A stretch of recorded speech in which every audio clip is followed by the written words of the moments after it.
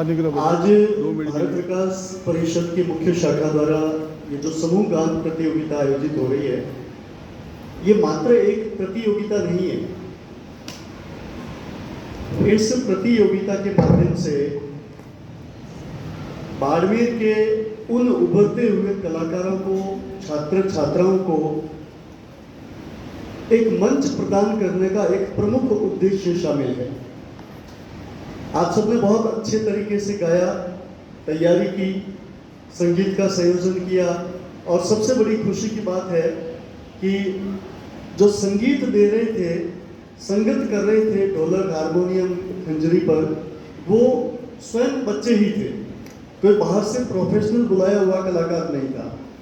उसी स्कूल के विद्यार्थी संगीत दे रहे थे। ये सबसे अच्छी बात लगी मुझे। आप में बहुत आशाएं होगी कि मैं फर्स्ट आऊंगा, मेरी स्कूल फर्स्ट आएगी। सभी में होती है। जो प्रतियोगिता में बैठता है वो यही सोच के बैठता है कि सफलता मुझे मिलनी चाहिए, मैं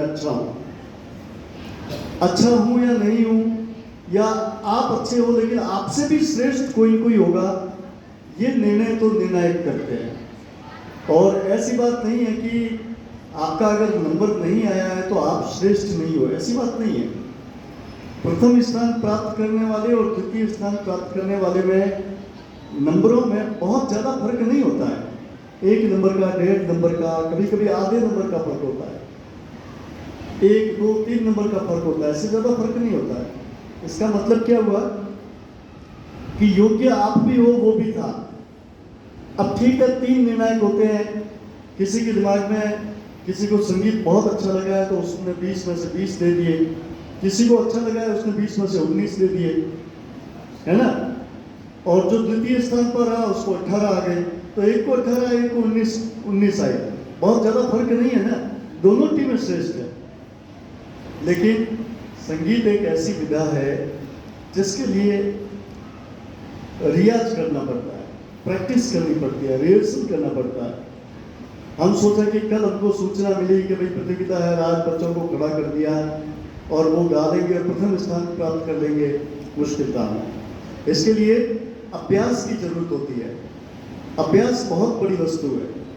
चाहे पढ़ाई का मामला हो, संगीत का मामला हो, खेलों में प्रतिभा बताने का मामला हो, या युद्ध क्षेत्र में रण कौशल बताने का मामला हो, रिहर्सल सब में बहुत आवश्यक होती है।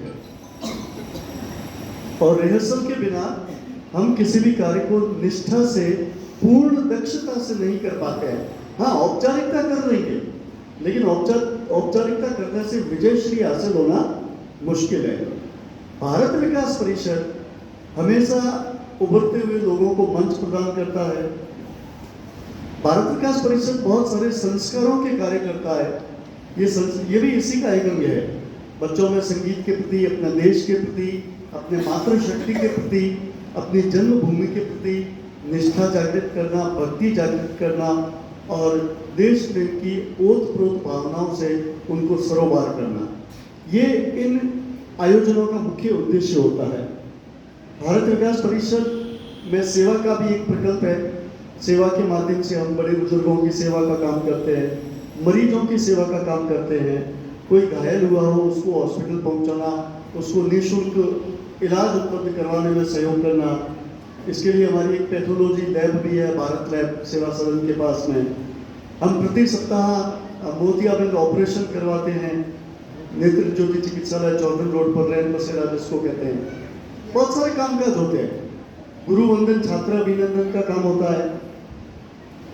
लेकिन आज की प्रतियोगिता की बात करें तो आज 5 टीमें आई है बाड़मेर शहर में। संख्या की दृष्टि से थोड़ी सी कम है, थोड़ा जागरूकता का अभाव है। चूंकि ये सीजन टूर्नामेंट का चल रहा है, सभी विद्यालय व्यस्त है, बहुत सारी खेल प्रतियोगिताएं चल रही है। अभी हाल ही में ओलंपिक खेल हुए हैं, तो विद्यालय भी सोचते हैं कि हमारी पढ़ाई ज़्यादा खराब नहीं हो बच्चों की, इसलिए कम भेजने की कोशिश करते हैं। लेकिन ये जो अगस्त सितंबर का सीजन है, वो बच्चों में प्रतिभा दर्शाने का सीजन होता है। पढ़ाई का तो है ही है, पढ़ाई तो सबसे मुख्य है, करनी ही है। तो आप सबको आज के दिन में ये निवेदन करना चाहूँगा कि हम जो भी काम करें पूर्ण निष्ठा से करें। जैसे आपने तय किया कि हमको इस भारत राष्ट्रीय समूहगान प्रतियोगिता में भाग लेना है तो उसके लिए अच्छी सी प्रैक्टिस जरूर करें, अच्छा रिहर्सल करें, अपना श्रेष्ठ बताएं, औपचारिकता नहीं करें। औपचारिकता बताने के लिए दुनिया में बहुत सारी जगह पड़ी है और उनकी कोई वैल्यू नहीं है। हमेशा माना वो इंसान चाहता है जो अपने कौशल में एकदम दक्ष हो, उसकी कला में दक्ष हो, उसको जानते हैं। रफ तो बहुत सारे लोग हैं, है ना। अपन क्रिकेट की बात करते हैं, सचिन तेंदुलकर नाम सबसे ऊपर आता है, या गावस्कर का नाम आता है, कपिल देव का नाम आता था, है ना। नए वालों का नाम मुझे भी पता नहीं है, लेकिन नए खिलाड़ी में जो रोहित शर्मा वगैरह कौन है बताओ, एक नाम बताओ। एक विराट कोहली का नाम तुरंत आ जाता है। कल मैंने विराट कोहली को एक बूट की कस बांधते हुए देखा, टीवी में न्यूज देख रहा था, विज्ञापन आया, वो अपने शूज बांध रहा था, सफेद कलर के रेक्सिन के शूज थे और बांधते हुए का वीडियो था, फिर उस बूट का विज्ञापन था। परिवार में बैठा था, मैंने कहा पता है इस बूट को बांधने के 3 करोड़ रुपए उसको मिले।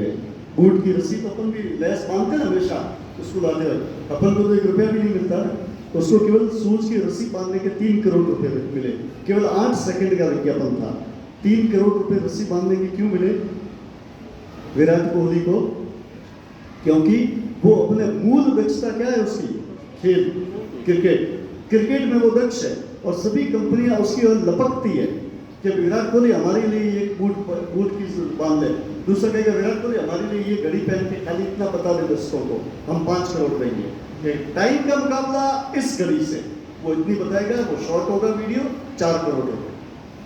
दूसरा आएगा कि विराट कोहली आप आओ हमारे लिए स्प्रे है, इतना कर दो कि हाँ स्प्रे लगाने से स्वर्ग की अनुभूति हुई, वो एक वाक्य बोलेगा, स्प्रे लगाने से उसको खुशबू से स्वर्ग की, 15 करोड़ रुपए उस स्प्रे के विज्ञापन में। ये सब क्या खेल है? मैं इस उदाहरण के माध्यम से आपको क्या बताना चाह रहा हूँ, समझ रहे हो मेरी बात? आप भी सोचो कि यार मैं भी रस्सी बांधू बूट की, मुझे भी 50 रुपए तो दे दे, नहीं मिलेगा, 1 रुपया भी नहीं मिलेगा। क्यों नहीं मिलेगा? क्योंकि अभी आप उस स्टेज पर नहीं पहुंचे, आप अपने मूल काम में दक्ष नहीं हुए। मूल काम क्या है? पढ़ाई का है। अभी तो पढ़ाई का है, स्टूडेंट हो, पढ़ाई का जो टॉप आएगा, इस स्कूल में जो टॉप आएगा उसको गोल्ड मेडल मिलेगा या सिल्वर मेडल मिलेगा, या समारोह में या मंच पर आपको सम्मानित किया जाएगा, आपके माँ बापों को बुलाया जाएगा, शॉल उड़ाई जाएगी। सभी को तो नहीं उड़ाई जाएगी ना शॉल, किसको उड़ाई जाएगी? जो पूरी स्कूल में सबसे टॉप आएगा उसको। तो वो अपनी पढ़ाई की दक्षता में एकदम कुशलता प्राप्त है, इसलिए उसकी पूछ हुई। फिर उसके पीछे स्कूल में भागेगी प्राइवेट वाली को कि हमारी स्कूल में 10वीं यहाँ से कर ली, ठीक है, 11वीं में हमारी स्कूल में आ जा, हम तुमको छात्रवृत्ति फ्री देंगे। वो दूसरी स्कूल कहेगी तू 11वीं में हमारे स्कूल में आ जा, हम 6 महीने की फीस नहीं लेंगे तुमसे। जैसे विराट कोहली से केवल रस्सी बांधने के 3 करोड़ रुपए दे रहे हैं ना, वैसे आपको भी होगा। लेकिन पहली शर्त क्या है? अपनी दक्षता में निपुण होना। तो ये संगीत की प्रतियोगिता थी। संगीत की प्रतियोगिता में संगीत में निपुण होना जरूरी है। अब अपन माँ के पेट से तो कोई निपुण होके आता नहीं है, उसके लिए अपन को अभ्यास करना पड़ता है, अपने गुरुजनों से मार्गदर्शन लेना है ना। तो आज के इस अवसर पर आप सबने भाग लिया, आप सबको बहुत बहुत शुभकामनाएं। सबने अच्छा गाया। केवल इतनी बात जाते जाते ये कहूँगा कि जिन्होंने ढोलक हारमोनियम के साथ गाया वो तो सबसे अच्छे थे ही, लेकिन जिन्होंने बिना ढोलक हारमोनियम भी 1-2 स्कूल में गाया उन्होंने अच्छा, लेकिन उनके 20 नंबर केवल संगीत के थे। 120 नंबर का पेपर था आपका ये कंपटीशन, 20 नंबर केवल संगीत के थे। तो 20 तो पूरे के पूरे माइनस हो गए।